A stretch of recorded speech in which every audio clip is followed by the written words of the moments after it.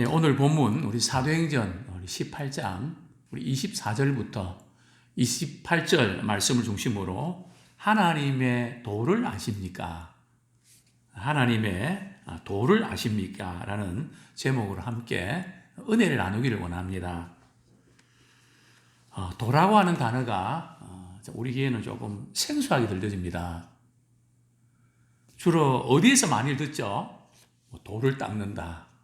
그죠? 불교에서 우리가 많이 듣는 단어인데 도를 닦는다. 이 의미가 뭘까요? 종교적인 이치를 깨닫기 위해서 이제 수양에 힘쓴다는 의미입니다. 종교적인 이치를 이렇게 깨닫기 위해서 수양하는 데 힘쓰는 도 닦았다. 요즘 도 닦냐? 뭐 그런 이야기들 많이 하지 않습니까? 근데 기독교는 계시의 종교입니다. 뭐 우리가 수양하고 뭐 이렇게 고행하고 이렇게 해서 뭔가 터득하는 게 아니고 하나님께서 그분 자신을 우리에게 나타내 주십니다. 그래서 그걸 계시라 그러죠. 근데 이 도라는 말이 어디서 나왔는지 아십니까? 사실 성경에서 먼저 나왔습니다. 근데 갖다 쓰기는 저 산에서 갖다 쓰는 거죠. 우리 신앙생활 하면서 나 교회에 나가면 됐고 예수 믿으면 됐지 이렇게만 이야기하는데 사실은 이 도라고 하는 것이 성경에서 굉장히 강조되고 있는 단어입니다. 그래서 우리가 자주 쓰는 말이 있죠. 전도. 전도가 뭡니까? 교회 갑시다. 사실 이것은 엄밀한 의미에서 전도를 위해서 이렇게 발걸음 옮기는 거지만 말 그대로 교회에 이렇게 데리고 오고 모시고 오는 것이지 그게 전도는 아니거든요. 그래서 많은 분들이 그냥 한번 이렇게 교회 안 다닌 분 교회에 이렇게 모시고 오면 나 전도했으니까 그 다음은 뭐 목사님 책임지시고 다른 분이 책임지셔야 됩니다. 이렇게 생각하는 그게 아니고요. 전도라고 하는 것은 도를 전하는 겁니다.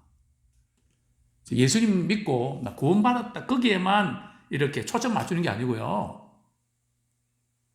우리가 도를 전해야 됩니다. 이 도라고 하는 것은 쉽게 말씀드리면 길이고 진리입니다. 또 말씀이죠. 그래서 우리는 그냥 교회에 나가고 예배드리고 그래서 나는 신자고 그래서 또 직분 받고 그게 우리가 신앙생활이 전부다. 전부가 그거다. 그건 아니라는 거죠. 먼저 우리 성경적으로 우리 도에 대해서 몇 군데 한번 찾아보겠습니다. 우리 시편 25편 4절. 시편 25편 4절. 네, 같이 한번 읽겠습니다. 시작. 여호와여 주의 도를 내게 보이시고 주의 길을 내게 가르치소서.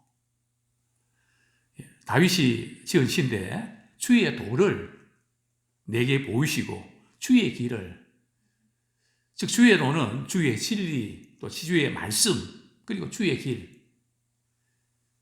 우리 신앙생활은 주님의 길을 따라가는 것이지 그만 내가 예수 믿고 구원받는 그게 신앙의 전부가 아니라는 거죠. 그래서 내가 주님을 믿는다고 하지만은 내 방식대로 살아가면 진정한 의미에서 신자라고 할 수 없습니다. 우리는 주의 길을 따라가기를 원합니다.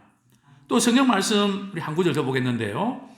사도행전 우리 19장 26절 오늘 본문 사도행전 19장 아까 우리 25절은 주의 도에 대해서 우리가 읽었고요. 25절 26절 같이 한번 읽죠. 시작. 그가 일찍이 주의 도를 배워 열심으로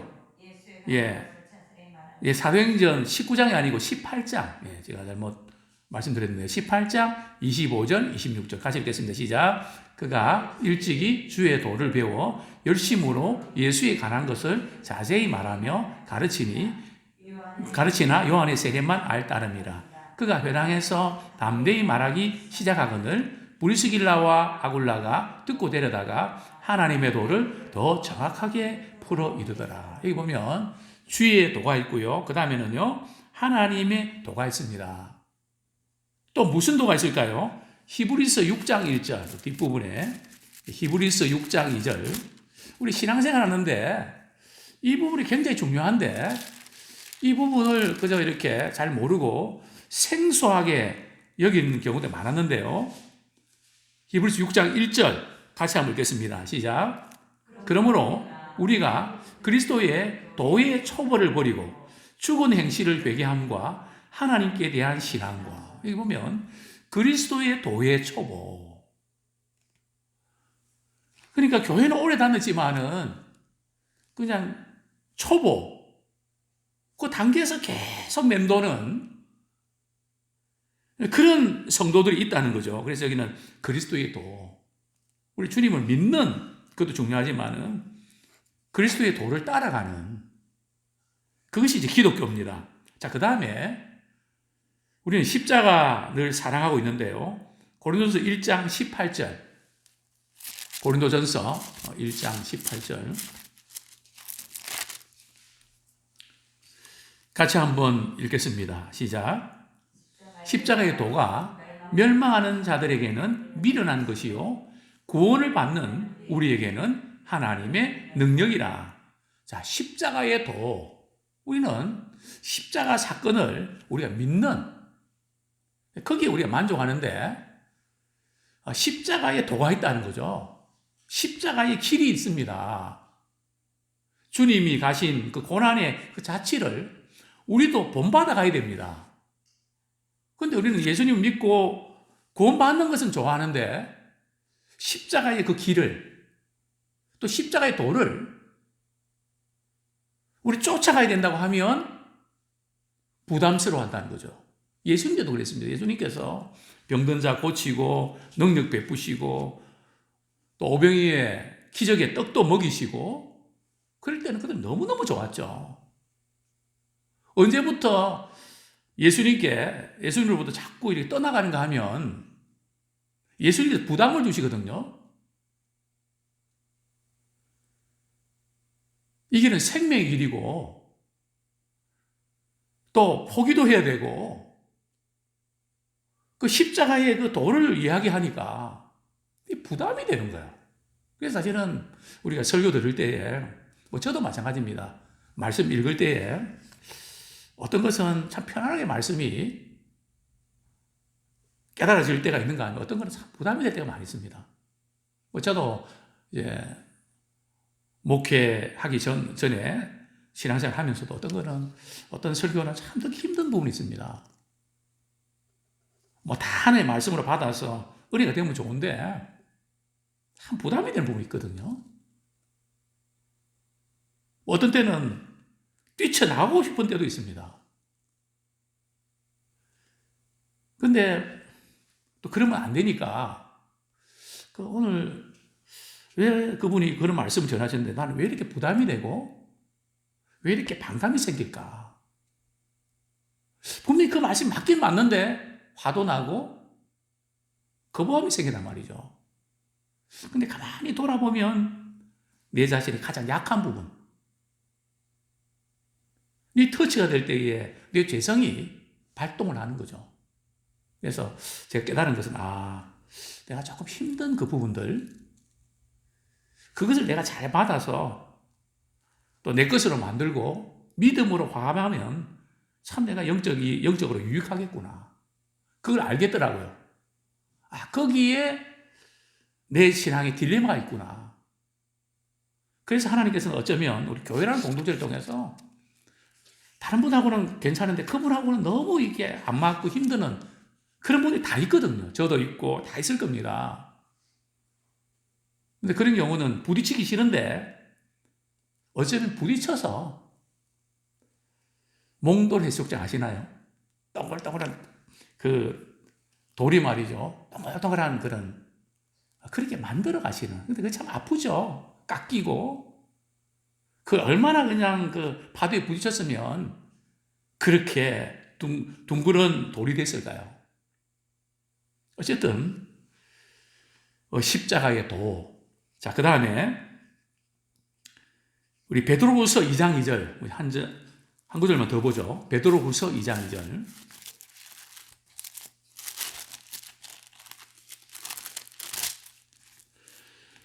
예, 같이 한번 읽겠습니다. 시작. 여럿이 그들의 호색하는 것을 따르리니 이로 말미암아 진리의 도가 비방을 받을 것이요. 우리가 이렇게 이 세상의 문화, 참 음란한 그런 문화 아닙니까? 성적으로 타락한 어떤 부분을 우리가 늘 이렇게 쫓고 거기에 관심이 있으면, 그러다가 이제 주일날 교회 와서 예배 드리고 설교 들으려고 그러면 진리의 도가 이게 막혀버려요. 안 들어와요. 그래서 우리는 제일 두려워할 게 뭔가 하면 우리의 진리의 말씀이 우리의 영혼 깊은 가운데 흡수가 돼야 되는데 흡수가 안 되고 이게 막혀버린단 말인 거죠. 그게 참 위험한 겁니다. 근데 그게 정말 이렇게 위험한 줄 모르거든요. 이 진리의 도가 이게 막혀버리는. 그래서 우리는 사람과의 관계에서도 막히면 안 되는 게, 제가 어떤 때는 이제 설교하다가 때는 제 집사람하고 좀 다투어서 마음 상하고 이럴 때 저는 두 가지 이유로 그런 이야기는 좀 안 하면 좋은데 이렇게 하는 이유가 두 가지입니다. 첫 번째는 제가 이 신경 써서 영적으로 눌리면 성도의 은혜를 못 받잖아요. 두 번째는 또 그렇게 또 목회자는 거룩하고 그런 줄 알았는데 그렇다 그러니까 좋아들 하더라고요. 또 좋아하는 것뿐만 아니라 위로도 이렇게 받고. 근데 이제 다만 저 집사람한테 미안하죠. 뭐 사실 간혹 한 번씩 그렇게 하지 별로 뭐 다툴 일이 있나요? 근데 뭐 맨날 싸우고 뭐 맨날 그러는 것처럼 이렇게 여자 입장에서는 그렇게 생각될까 봐. 그러나 우리가 살아가는 모습이잖아요. 그래서 우리는 어떤 경우에도 진리의 도가 막히지 않도록 해야 됩니다. 그러면 우리 관계 부분에서 풀고 용서하고 또 마음을 우리가 이렇게 열어야 또 성령께서 역사하시고 또 은혜를 주시죠. 근데 지금 오늘 본문에 보면 다시 본문 돌아갑니다. 사도행전 18장. 이게 시점이 어느 시점인가 하면 지금 바울은 에베소를 떠났습니다. 바울이 에베소를 떠나면서 누구를 당신들은 좀 더 여기 있으라고 이렇게 권면하죠. 누굴까요? 우리 19절 보면 에베소에 와서 그들을 거기 머물게 하고, 그들이 누굴까요? 바로 18절에 보면 브리스길라와 아굴라 부부입니다. 즉 브리스길라와 아굴라 부부는 아직도 에베소에 있고요. 지금 바울은 에베소를 떠나서 3차 전도여행을 이렇게 하는 도중에 에베소를 방문하기 그 전에 일어났던 일입니다. 지금 여기에 지금 바울은 없어요. 대신 누가 있다고요? 브리스길라와 아굴라 부부가 있습니다. 이 브리스길라와 아굴라 부부가 어느 날 유대인의 회당에 갔는데 어떤 분이 설교를 하는 겁니다. 그 사람 이름은 누굴까요? 바로 아볼로입니다. 그의 고향은 알렉산드리아입니다. 알렉산드리아는 바로 큰 도시인데 로마 다음으로 당시에 큰 도시였죠. 누구 이름을 따서 그 도시 이름을 지었을까요? 알렉산더 대왕. 그 이름을 따서 참 해양 도시를 이렇게 세웠습니다. 상업 중심 도시고 지식과 학문이 아주 탁월한 그런 도시였죠. 유명한 필로 철학자, 이런 아주 유명한 그런 사람들이 많이 배출됐습니다. 또 아볼로는 히브리 문화와 헬라 철학의 아주 능통했습니다. 그 아볼로라는 유대인이 어디로 왔다고요? 에베소에 왔습니다. 그래서 회당에 가서 하나님의 말씀을 전하는데 이 사람은 언변이 좋습니다. 말을 잘합니다. 여기 언변이 좋다는 것은 학식이 뛰어나고 많은 것을 안다는 거죠. 뿐만 아니고 그는 많은 장점이 있었는데 성경에 능통했습니다. 어떤 성경일까요? 구약 성경에 박식했습니다. 25절에 보면 또 그는 참 유대인답지 않게 주님의 도에 대해서도 알고 있었습니다. 우리 25절 말씀, 사도행전 18장 25절 같이 한번 읽겠습니다. 시작. 그가 일찍이 주의 도를 배워 열심으로 예수에 관한 것을 자세히 말하며 가르치나 요한의 세례만 알 따름이라. 아볼로는 주의 도를 배운 사람입니다. 우리 교회 다니지만은 주의 도가 뭡니까? 그러면 잘 모르는 분들이 참 많습니다. 저는 뭐 교회 다니는데요. 저는 성경을 믿는데 그러죠. 주의 도요. 뭐 기독교도 무슨 도가 있나요? 주의 도를 모르는 분들이 참 많습니다. 그런데 이 아볼로는 당시에 주의 도를 배웠다. 여기서 우리가 알 수 있는 것은 아마도 지금 아볼로는 세례 요한의 영향을 많이 받았을 거다. 왜냐하면 주의 도를 아는 사람이 그렇게 많지 않습니다. 예수님의 오심을 준비하는 그 세례 요한이 말씀을 전할 때에 그 말씀 듣고 변화된 사람 말고는 이 주의 도를 아는 사람이 썩 많지 않습니다. 그런데 이 아볼로는 주의 도를 배워서 알고 있고요. 또 열심으로 예수에 관한 것을 자세히 말하며 당시에 예수님에 대해서 열심히 자세히 말할 수 있는 그런 사람이 별로 없었습니다. 그런데 아볼로는 말도 잘하는 데다가 바울은 사실 말 주변이 별로 없었습니다. 고린도 교인들이 그것 때문에 바울을 좀 신뢰를 하지 않습니다. 말도 떠듬떠듬 이렇게 하시고 이러니까. 근데 아볼로는 아주 유창합니다. 근데 듣는 사람이 시원시원합니다. 자, 그런데 문제가 있습니다. 아볼로에게 약점이 뭔가 하면 그가 이렇게 열심히 가르치고 전하는데 그가 알고 있는 이 지식이 한계가 있는데 어떤 것만 알았다고요? 요한의 세례만 알 따릅니다. 요한의 세례는 무슨 세례입니까? 물세례입니다. 물세례 뜻이 뭡니까? 죄를 회개하고 사함 받는 거, 제사함 받는 거. 이게 물세례 의미 아닙니까? 즉 예수님에 대해서 많이 들었고 안다고 하지만 한계가 있었습니다. 자, 그러던 어느 날 28절, 26절에 보면 우리 같이 한번 읽겠습니다. 시작. 그가 회당에서 담대히 말하기 시작하거늘 브리스길라와 아굴라가 듣고 데려다가 하나님의 도를 더 정확하게 풀어 이르더라. 지금 아볼로는 학식이 풍부하고 열심도 있었지만 신앙의 지식에 한계가 있었습니다.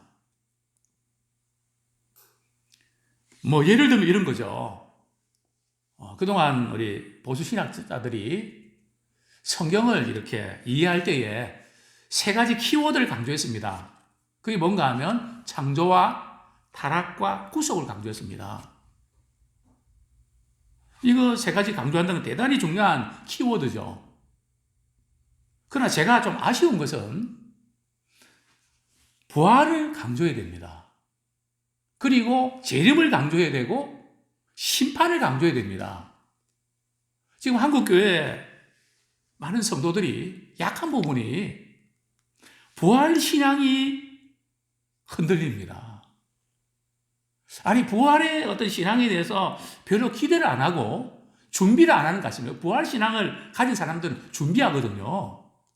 이 세상에 우리 살아가는 동안에 우리의 시간, 물질, 건강 모든 거 우리 주님 다시 오실 때 이제 우리 행한 모든 것 주님 앞에서 결산 보고야 되는데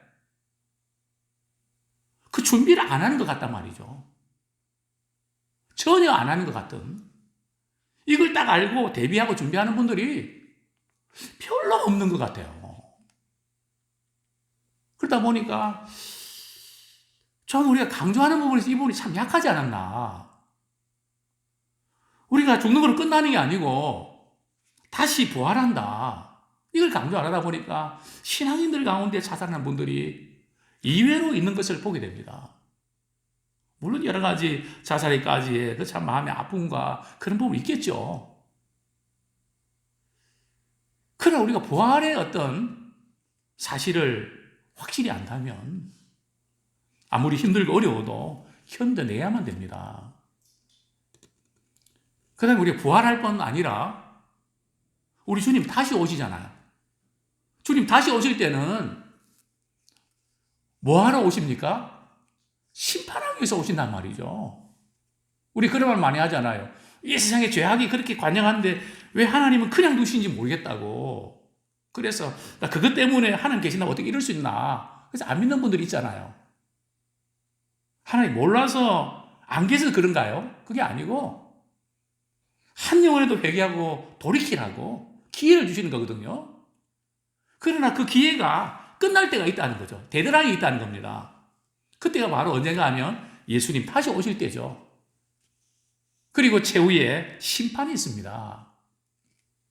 그래서 이 부분, 다른 어떤 부분들은 아는데 이 부분은 가르치지 안 한 건 아닌데 그냥 그것은 나하고 상관이 없는 걸 듣고 그냥 무시해버린. 지금 브리스길라와 아굴라 부부가 회당에서 가만히 아볼로의 설교를 듣고 보니까 뭔가 빠져있는, 즉 복음의 핵심을 놓치고 있다는 거죠.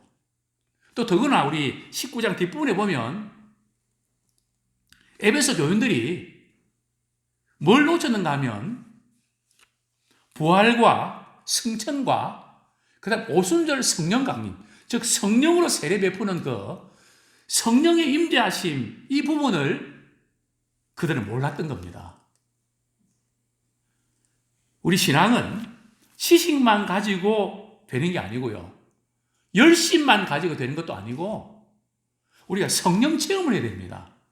또 복음으로 거듭나야 됩니다. 이 기본이 안 돼 있으면 신앙생활 아무리 오래 해도 변화되질 않습니다. 그래서 브리스길라와 아굴라 부부가 평신도 아닙니까? 지금 이 아볼로는 대단한 그런 학자입니다. 근데 자기 집에 초대합니다. 아마 이렇게 이야기했겠죠. 오늘날식으로 하면 아볼로 선생님 말씀에 은혜 많이 받았습니다. 근데 제가 조금 그 부분에서 조금 더 힘이 되어드리면 좋겠습니다. 하나님의 도에 대해서 좀 이런 부분이 좀 강조가 되면 좋겠습니다. 뭐 그렇게 이야기를 시작하면서 하나님의 도를 자세히 풀어줍니다. 그러니까 우리의 신앙이 다른 어떤 그저 모임도 좋고 또 교제하는 것도 좋고 이러지만 우리 신앙은 참 하나님의 말씀을 우리 깨달아갈 때에, 그분을 알아갈 때 그만큼 믿음이 생기는 겁니다. 이 부분을 놓치면 안 되는, 물론 교제도 필요하고 서로 격려하고 위로하는 시간도 필요한데 가장 중요한 부분들은 하나님의 도를, 말씀을 정확하게 풀어서 깨닫게 하는, 그래서 그 말씀에 압도당하는 그런 은혜를 경험하는 그런 교회와 우리 만남이 되길 원합니다. 자, 이제 아볼로가 지식도 많은 데다가 열심도 있는 데다가 하나님 도를 확실히 아니까 이제는 그 신앙생활에서 아주 그 날개 돋친 것처럼 힘을 받습니다. 27절, 28절 말씀 읽고 말씀 정리하겠습니다. 시작. 아볼로가 아가야로 건너가고자 하므로 형제들이 그를 격려하며 제자들에게 편지를 써 영접하라 하였더니 그가 가매 은혜로 말미암아 믿은 자들에게 많은 유익을 주니 이는 성경으로서 예수는 그리스도라고 증언하여 공중 앞에서 힘있게 유대인의 말을 이기미르라. 아볼로는 이제 에베소를 떠나게 됩니다. 왜 떠날까요? 가만히 보니까 여기는 브리스길라와 아굴라 부부가 있기 때문에 이제는 다른 곳에서 더 영향을 끼쳐야 되겠다 해서 어디로 건너가죠? 아가야. 성경에서 아가야로 건너갔다는 것은 어디로 갔다는 겁니까? 고린도로 갔다는 겁니다. 왜냐하면 아가야 지방의 수도가 고린도거든요. 그래서 이제 아볼로가 이제 고린도에서 이렇게 사역을 하게 되죠. 가는데 아무도 모르면 그렇잖아요. 그래서 에베소 성도들이 편지를 써줍니다. 고린도에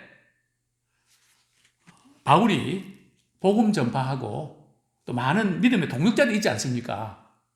에베소에서 아볼로를 보내니까 좀 잘 영접하고 잘 도와주시고 힘이 되어 주십시오.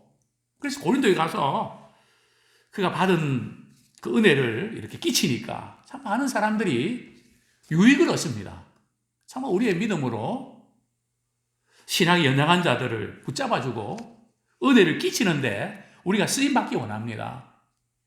이제 아볼로는 고린도에서 예수는 그리스도입니다. 사도 바울이 강조했던 부분 아닙니까? 아주 예수는 그리스도라는 것을 힘있게 증언합니다. 그 많은 유대인들이 이렇게 논쟁을 하지만 아주 강하게 확신 있게 전하기 때문에 압도당합니다. 아무쪼록 우리 역시 예수님은 그리스도다. 또 그것을 또 우리의 성경으로 잘 풀어가는 믿음에 준비된 일꾼 되기를 축원합니다.